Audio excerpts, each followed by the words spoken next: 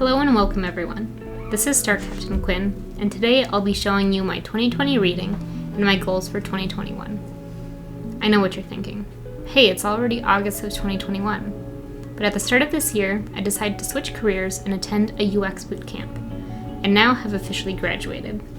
I have not been able to read at all during, only had one book read back in January before it all started, and didn't get to editing this video. So why not get back in the swing of things with this backlogged video? I had a few goals for my 2020 reading. I wanted to read 20 books. I ended up reading 28. Bring my physical TBR down to 30 books. Due to the year that 2020 was, I had more time on my hands, so I ended up with only 5 physical books left. And I also wanted to start reviewing books, which I did for a little bit, but did not continue. I kind of lost my love for reading, and wanted to set a goal focusing on that, since I really wanted to re-explore my reading and figure out my tastes again. My goals with expanding my reading were reading a book by Stephen King, reading a classic and a middle grade, and reading genres in mystery thriller, sci-fi, and historical fiction. I managed to accomplish 4 of 6 of the goals. My last goal was to only buy books I'm interested in reading. It sounds funny, but almost my entire physical TBR were books from high school and college that in the end I wasn't interested in and didn't enjoy. I ended up with an average of 2.71 stars, which is due most likely to a combination of exploring new things and almost finishing my physical TBR, which consisted of those said older purchases. I guess one of the risks you take when exploring a reading is a rough reading trip until you figure out what your tastes are. With that said, let's get on to the books. The first book I read was The House on Mango Street by Sandra Cisneros. I gave this book a 4.5 out of 5 stars. This is a collection of vignettes about Esperanza Cordero living in a house on Mango Street. It was my first time reading vignettes, and I really loved it. My top 5 stories, not in any order, are Louis, his cousin, and his other cousin. There was an old woman, she had so many children she didn't know what to do. The Monkey Garden, Red Clowns, and Linoleum Roses. The next book that I read was In Real Life by Cory Doctorow and illustrated by Jen Wang. This is a story about Anda and the world of the RPG she enjoys and what she stumbles upon in the game. I gave this a 2.5 out of 5 stars. It was interesting, but it was a little rushed. Overall, a pleasant read. The next book that I read was Laura Dean Keeps Breaking Up With Me by Maria Tamaki and illustrated by Rosemary Valero O'Connell. This is about Frederica Riley and her relationship with Laura Dean. I gave this a 1 out of 5 stars. I absolutely loved the art, but I had a problem with the story itself. The next book that I read was Elevation by Stephen King. This book is about Scott Carey, and no matter what he looks like and how much weight he is carrying, he weighs the same. I gave this a 2.5 out of 5 stars. This was my first Stephen King, and it just didn't do anything for me. The next book that I read was Tell Me How You Really Feel by Amaname Safi. This is about Sana Khan, who is a cheerleader, and Rachel Recht, who is a wannabe director, and their dislike-to-like relationship. I gave this a 3.5 out of 5 stars. I enjoyed their relationship, but other than that, none of the side characters were really fleshed out. The next book that I read was Elements Fire, edited by Tanaka Scott. This is an anthology of comics. The only theme of this is the color red sprinkled throughout. It's hard to read an anthology, but many of the stories didn't do it for me. The next book that I read was Matchmaking Beyond the Veil by Mara Townsend. This story follows Emery Belmont, whose kitchen is being haunted and destroyed. He unknowingly hires his ex-rival from high school, Paxton Santos, who is a handyman, to fix his place. This is a slow burn with a little mystery to solve about the haunting. I gave this book a 3 stars. I read this in 2 sittings and really enjoyed the relationship. The next book that I read was Tree-Spirited Woman by Colleen Baldricka.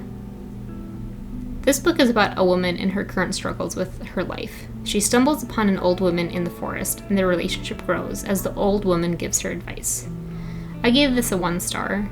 it just wasn't for me, and a lot of the advice in this book was pretty average. The next book that I read was Like Water for Chocolate by Laura Esquivel, translated by Thomas Christensen and Carol Christensen. This story follows Tita. As the youngest daughter of the house, she is forbidden to marry due to the tradition of her needing to take care of her mother. I gave this book a 5 out of 5 stars. It was so wild, and I loved reading about food and cooking, and I loved magical realism in this. The next book that I read was The Wicked King by Holly Black. This is the second book of the Folk of Air series. This continues the story of Jude in the world of fairy. I gave this a 5 out of 5 stars. I loved this. I wouldn't go more into detail, so there's no spoilers, but it was a great continuation of the series, and my favorite of the trilogy. And the next book, The Queen of Nothing by Holly Black. This is the last of the trilogy of the Folk of Air series. I gave this a 4.5 out of 5 stars. I think it was a great end to the series. The next book that I read was Fortuna Sworn by K.J. Stutton. This follows Fortuna Sworn and her journey to save her missing brother. I gave this a 1 out of 5 stars.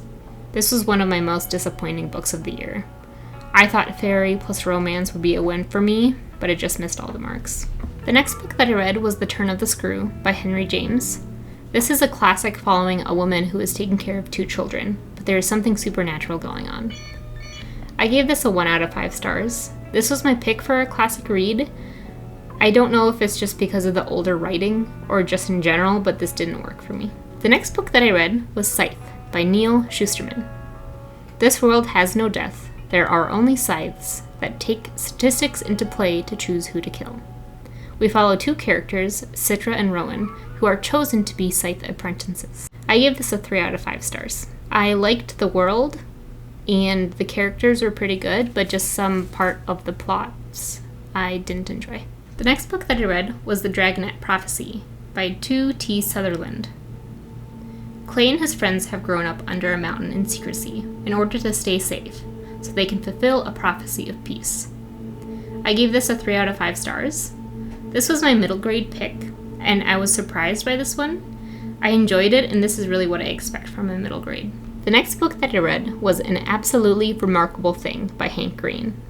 This story follows April and her exploration of strange things that appear called Carls. I give this a 2 out of 5 stars. This book was just okay for me. I think I was expecting something else from the synopsis and didn't really vibe with April as a character. The next book that I read was Carry On by Rainbow Rowell. We follow Simon Snow, who is the worst chosen one to ever be chosen, and Baz, who is his roommate and nemesis. I gave this a 4.5 out of 5 stars. It was a really fun read, and I loved the relationships and the plotline. The next book that I read was Wayward Son by Rainbow Rowell. This is the second book in the Simon Snow series. It follows the gang as they head to America. I gave this a 3 out of 5 stars. With how much I loved the first book, this just fell flat for me. The next book that I read was Around the World in 80 Days by Jules Verne. This follows Phileas Fogg and his adventure due to a bet that he can travel the world in 80 days. I gave this one a 3 out of 5 stars. Since I didn't enjoy my first classic pick, I tried another short one and had a lot of fun with this one. The next book that I read was The Mist by Stephen King. This follows David Drayton, and after a strange summer storm, which causes a strange fog to appear, he has to survive with his son and others at a local grocery store. I gave this one a 2.5 out of 5 stars. This is my second Stephen King, and I really want to like his writing style, but he might just not be for me. It was fun to watch the movie after reading this, though. The next book that I read was The Adventure Zone, Murder on the Rockport Limited, by Clint Griffin and Justin McElroy. This is the second graphic novel adopted from the McElroy's D&D podcast. I gave this one a 2 out of 5 stars. I might have enjoyed this more if I listened to the podcast first, but it was just okay for me. The next book that I read was Station 11, by Emily St. John Mendel. This story follows a handful of characters after a flu pandemic hits the world. I gave this one a 4.5 out of 5 stars. This book really hit me hard. It was a little hard to get into at first. I think I had to get used to the writing style, but oh my gosh, was it wonderful. The next book that I read was The Hitchhiker's Guide to the Galaxy by Douglas Adams. Arthur Dent is taken off Earth by his friend Ford Perfect, just seconds before it is demolished. I gave this a 3 out of 5 stars. I'm not entirely sure I follow the humor in this entirely, but I had a good time reading it. The The next book that I read was With a Fire on High by Elizabeth Acevedo. We follow Amani Santiago. She is a young mother going through high school and dreams of becoming a chef after she graduates. I gave this a 3 out of 5 stars. I made the mistake of not reading the synopsis before I picked this up. I love books about cooking. If you like Water for Chocolate, it has similar aspects to this. But I don't really like reading about the life of a person raising a child. But I was pleasantly surprised and still liked this book. The next book that I read was The Bad Beginning by Lemony Snicket. This story follows 3 children who are recently orphaned and are sent to live with their distant relative, Count Olaf. I gave this a 3 stars. I wanted to reread a childhood book, and it still held up quite well. The next book that I read was The Bone Witch by Verne. T accidentally resurrects her brother. She is sent to study under another bone witch. I gave this a 4.5 out of 5 stars. I loved the atmosphere and the world of the story. I enjoyed the characters and the development of them. The next book that I read was Splintered by A.G. Howard. This is a retelling of Alice's adventures in Wonderland. I gave this a 2 out of 5 stars. This was very lackluster for me. I think I figured out that I don't enjoy retellings. And finally, Red Queen by Victoria Aveyard. This story follows Mare Barrow. She lives in a world where blood is a divider of power. You either have red blood or silver blood, and those with silver blood have supernatural abilities. I gave this a 3 out of 5 stars. I liked the fast pace of this book. It made sense and kept me intrigued, but I don't think it did much beyond that.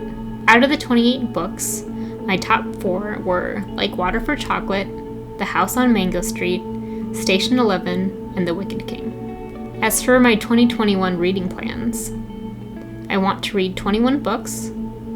I want to reread all my manga, try and review books again. I want to continue to expand my reading.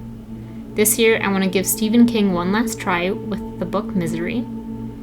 I want to try one last English humor book with Good Omens. I want to try a high sci-fi with Dune, a space survival with The Martian, and a translated piece, most likely a Murakami, and a historical fiction, as well as finish The Lord of the Rings. Since my physical TBR got so low, I've been buying some new books recently, so I might do a little haul soon. For now, hope you had a great time watching. Quinn signing out.